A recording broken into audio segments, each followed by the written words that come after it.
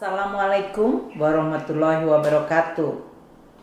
Pada hari ini saya akan menyampaikan bagaimana perkembangan ekonomi Indonesia dan upaya-upaya untuk mengakselerasi pemulihan ekonomi pada saat kita masih menghadapi pandemi. Saya akan menyampaikan mulai dari kondisi global dan bagaimana seluruh dunia merespons pandemi COVID-19. Dan untuk Indonesia, upaya-upaya dan kebijakan perekonomian di dalam rangka memulihkan ekonomi, terutama pada tahun 2021. Kita semua tahu bahwa di dalam mengelola dan menjaga perekonomian Indonesia tidak selalu dalam kondisi yang aman dan sesuai dengan target.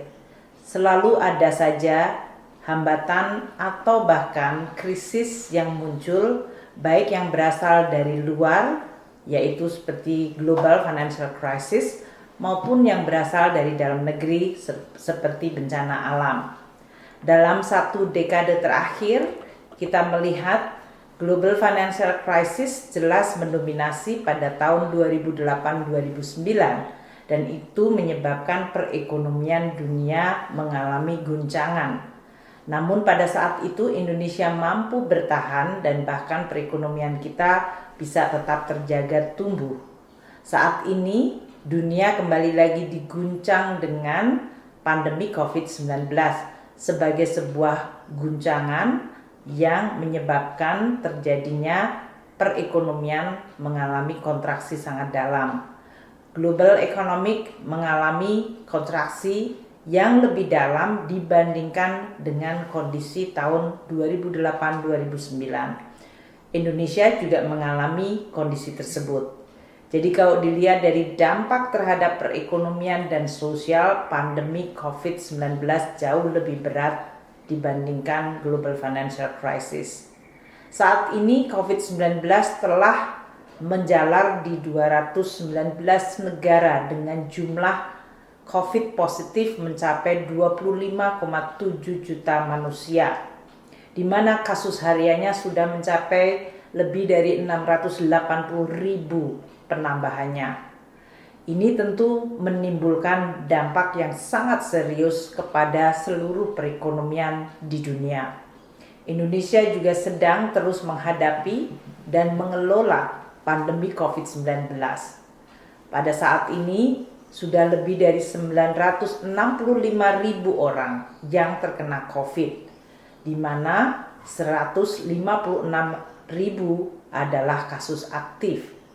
Kita terus akan meningkatkan kemampuan Indonesia di dalam mengelola penyebaran COVID-19 yang tentu menimbulkan dampak terhadap mobilitas masyarakat dan perekonomian.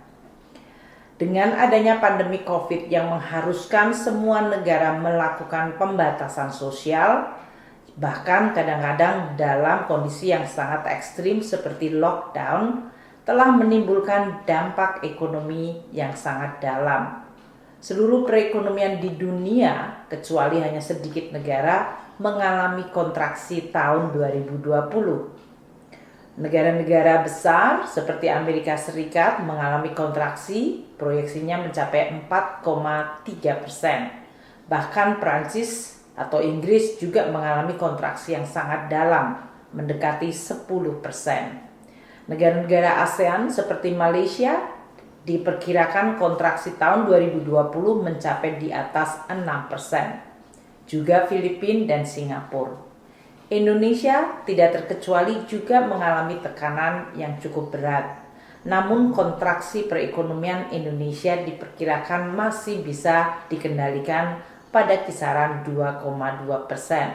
IMF bahkan memproyeksikan kontraksi Indonesia adalah 1,5%. Tentu ini sesuatu yang sangat baik karena kita berupaya untuk terus menangani COVID-19 dan meminimalkan dampak buruk terhadap perekonomian dan sosial.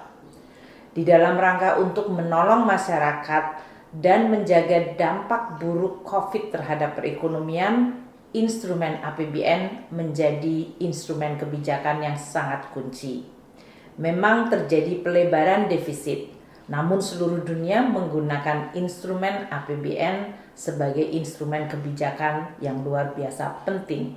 Semua negara di dunia meningkatkan defisit APBN-nya karena COVID menghantam sisi penerimaan negara. Dengan kondisi perekonomian negara yang mengalami kontraksi, maka penerimaan negara baik pajak maupun bukan pajak mengalami tekanan sangat dalam.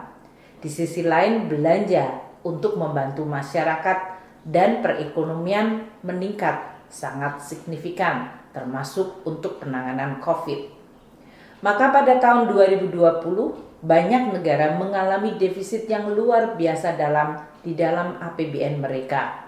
Bahkan Amerika Serikat diperkirakan defisitnya mendekati 15%, Jerman di atas 8%, Perancis di atas 10%. India, negara emerging bersama Indonesia yang selama ini juga memiliki pertumbuhan ekonomi yang bagus, mengalami kontraksi yang sangat dalam dan defisitnya juga sangat dalam, bahkan di atas 13%. Bahkan RRT yang sempat atau bisa menjaga perekonomian pada zona positif sekitar 2%, defisitnya juga mencapai mendekati 12%.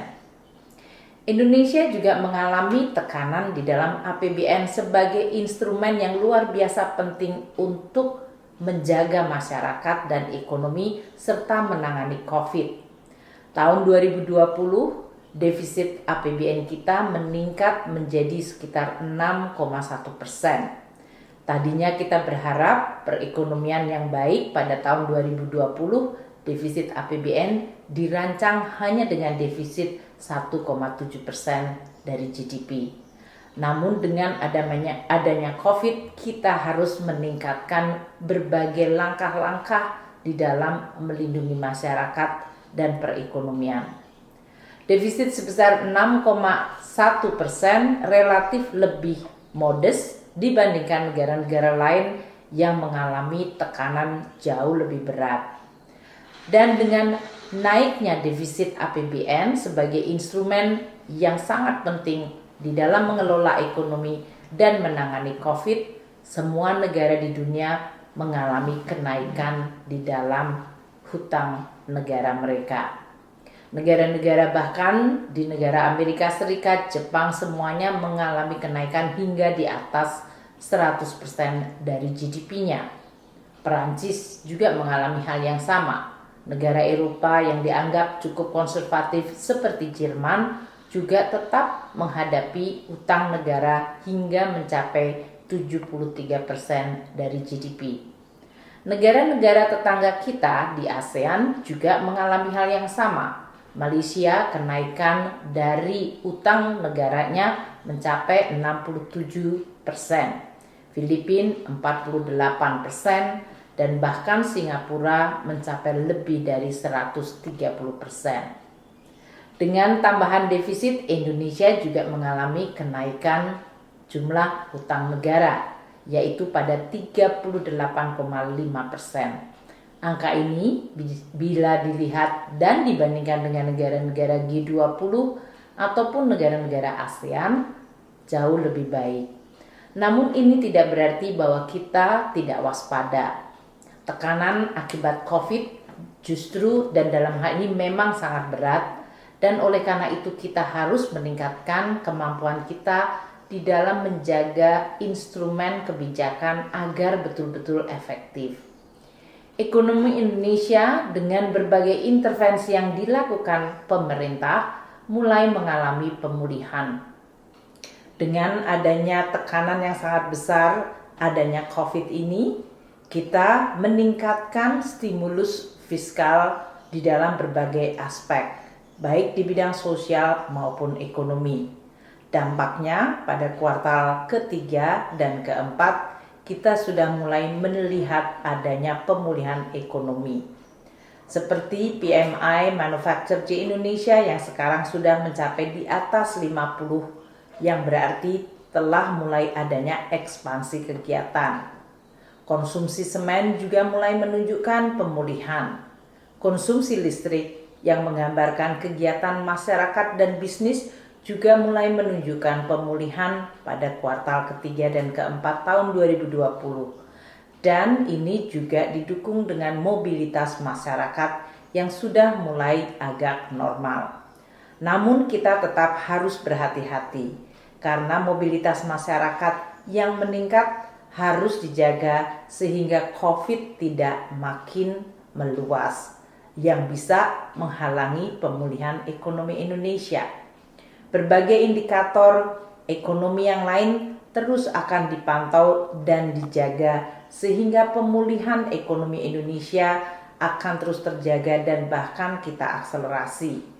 Inflasi tetap dijaga pada tingkat yang rendah di bawah 2% dan berbagai harga komoditas yang mulai membaik diharapkan akan memacu perekonomian Indonesia dan dalam hal ini juga akan menambah penerimaan negara.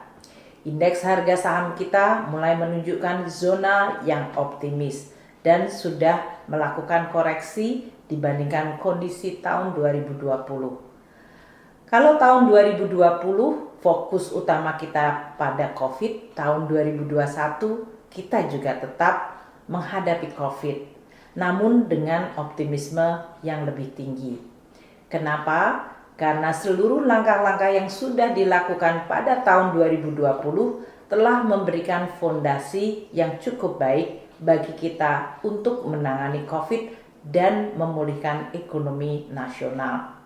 Tahun 2020 yang lalu kita memberikan stimulus di dalam perekonomian dan untuk penanganan COVID yang sangat signifikan. Dimulai dengan stimulus awal yang hanya 8,5 triliun meningkat menjadi 22,5 triliun dan kita kemudian meningkatkan program pemulihan ekonomi nasional secara lebih komprehensif pada tingkat mencapai 695 triliun. Berbagai langkah yang luar biasa extraordinary atau luar biasa ini dilandaskan dari peraturan pemerintah pengganti undang-undang yang merupakan langkah di bidang legislasi yang sangat luar biasa. Dengan peraturan pemerintah pengganti undang-undang atau Perpu 1 2020 yang sudah menjadi Undang-Undang Nomor 2 Tahun 2020, pemerintah bisa melakukan langkah-langkah strategis di bidang keuangan negara dan sektor keuangan untuk menjaga masyarakat dan perekonomian yang mengalami dampak sangat buruk dan luar biasa akibat COVID. Pelaksanaan program pemulihan ekonomi nasional tahun 2020 memang belum mencapai 100%. Di bidang kesehatan hanya tercapai 53%. Namun anggaran yang tidak terserap akan diluncurkan pada tahun 2021 di dalam rangka mendukung program vaksinasi dan penanganan COVID yang masih meningkat.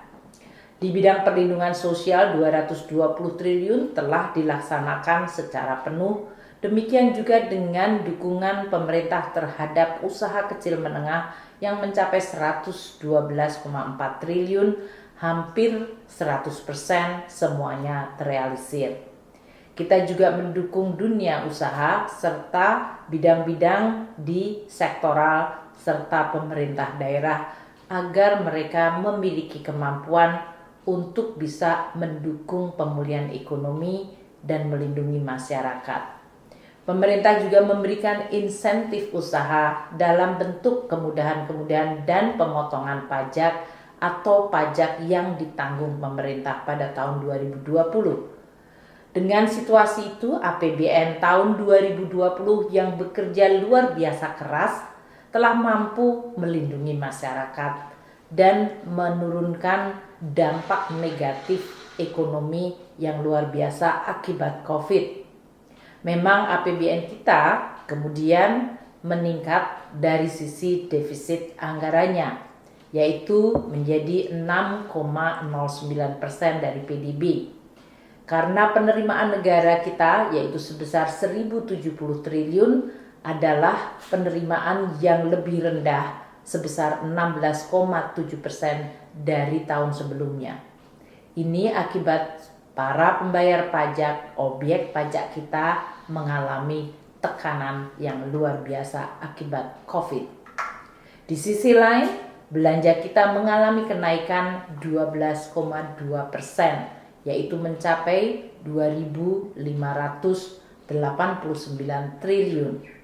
Bahkan belanja pemerintah pusat meningkat hingga di atas 22%. Belanja-belanja itulah yang digunakan oleh pemerintah untuk menangani COVID, melindungi masyarakat, dan membantu usaha, terutama usaha kecil menengah. Dengan berbagai belanja dan langkah-langkah pemerintah, kita telah mampu mencapai hasil tahun 2020. Tidak hanya di dalam penanganan COVID, bahkan dalam suasana COVID, kita tetap mampu mencapai hasil dan manfaat dari APBN. Tahun lalu kita mampu membangun 280 km pembangunan jalan baru, pelabuhan, bendungan, penyediaan akses seperti air bersih, pembangunan jembatan hingga 7.666 meter, dan jaringan gas serta rel kereta api dan pembangunan irigasi. Itu dilakukan dalam situasi pandemi COVID. Juga manfaat dari APBN yang tadi dibelanjakan meningkat lebih dari 16%, itu adalah untuk membantu sektor-sektor yang sangat penting bagi masyarakat. Dengan belanja negara kita mampu memberikan subsidi kuota bagi murid-murid, guru, dan para dosen di seluruh Indonesia, baik sekolah negeri maupun sekolah keagamaan termasuk para madrasah. Kita tetap memberikan bantuan dari sisi beasiswa dan juga kita membangun berbagai fasilitas pendidikan. Tentu saja belanja pemerintah yang besar juga ditujukan pada masyarakat yang sekarang menghadapi tekanan akibat kehilangan pekerjaan. Bantuan sosial pemerintah ditingkatkan, baik di kota maupun di desa. Kita memberikan bantuan dalam bentuk tunai untuk membantu masyarakat dan keluarga memenuhi kebutuhan pokoknya dan menjaga anak-anaknya agar mereka tetap sehat dan bisa tetap sekolah meskipun tidak secara hadir fisik. Kita juga membantu dari sisi subsidi listrik agar masyarakat yang mengalami tekanan bisa tetap menggunakan konsumsi listrik karena mereka harus berada di rumah. Capaian-capaian tahun 2020 ini menyebabkan kita mampu untuk segera memulihkan ekonomi kita. Kita tentu berharap dengan capaian tahun 2020 maka kita mampu masuk di tahun 2021 dengan optimisme meskipun tentu tidak boleh lepas dari kewaspadaan karena COVID-19 masih ada dan masih menyebar. Presiden Jokowi menyampaikan bahwa kita semua harus optimis pada tahun 2021 dan kita berharap tahun 2021 menjadi titik balik bagi penanganan ekonomi dan penanganan pandemi. Untuk itu, APBN tahun 2021 tetap akan menjadi instrumen kebijakan yang luar biasa penting. APBN akan mendorong pemulihan ekonomi agar lebih cepat dan melindungi masyarakat. Namun pada saat yang sama, APBN tahun 2021 akan dicoba secara bertahap untuk menjadi kembali sehat. Tahun 2021 kita berharap pertumbuhan ekonomi bisa tercapai 5% dengan inflasi yang tetap terjaga rendah di sekitar 3% dan nilai tukar yang stabil. Kita berharap dengan belanja negara tahun 2021 mencapai 2.750 akan mampu untuk mendukung berbagai pemulihan ekonomi dan melindungi masyarakat kita, serta tentu di dalam meningkatkan kemampuan kita di dalam menghadapi penyebaran COVID. termasuk belanja untuk vaksinasi. Tahun 2021 merupakan tahun yang penting bagi kita, tidak hanya terfokus pada COVID, namun di dalam melaksanakan berbagai program-program reformasi struktural dan fundamental.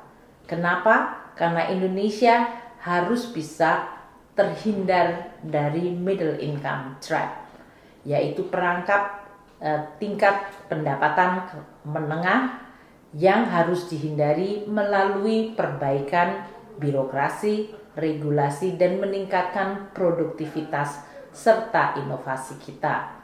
Oleh karena itu, belanja pemerintah di bidang sumber daya manusia masih akan menjadi belanja yang paling penting. Pendidikan mendapatkan alokasi lebih dari 550 triliun pada tahun 2021. Kesehatan 169 triliun, dan ini masih akan didukung dengan program vaksinasi. Juga untuk perlindungan sosial yang mencapai lebih dari 408 triliun. Ini karena pemerintah menganggap bahwa sumber daya manusia merupakan aset yang paling penting, dan oleh karena itu perlu untuk mendapat perhatian dan perlu untuk ditingkatkan kualitasnya. Namun pada saat yang sama kita juga perlu untuk membangun kembali infrastruktur kita. Negara Indonesia adalah negara yang sangat luas dan juga terdiri dari berbagai kepulauan. Membangun konektivitas jelas membutuhkan resources yang luar biasa, sangat besar. Tahun depan kita akan tetap mengalokasikan, tahun ini kita akan mengalokasikan infrastruktur termasuk ICT sebagai prioritas di dalam rangka untuk memulihkan ekonomi dan sekaligus memperbaiki pemerataan kesejahteraan masyarakat kita.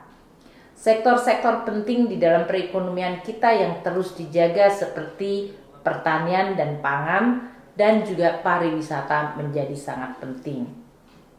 Kita juga akan memberikan belanja yang cukup di dalam rangka membangun konektivitas di bidang digital atau ICT.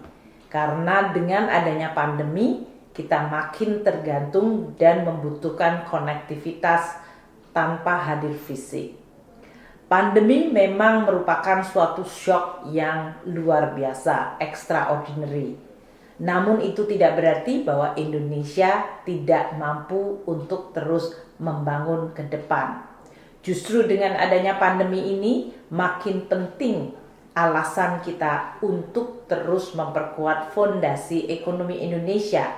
Reformasi struktural menjadi sangat penting. Pada tahun 97-98 waktu kita menghadapi krisis keuangan dan perbankan, pada saat itu responsnya adalah dalam bentuk reformasi. Demikian juga pada saat terjadinya global financial crisis, maka kita merespons dengan mereform sektor keuangan. Saat ini dengan pandemi COVID-19, kita juga akan merespon dengan melakukan reformasi. Kenapa? Karena dia akan membuat negara kita menjadi lebih kuat dan berdaya tahan.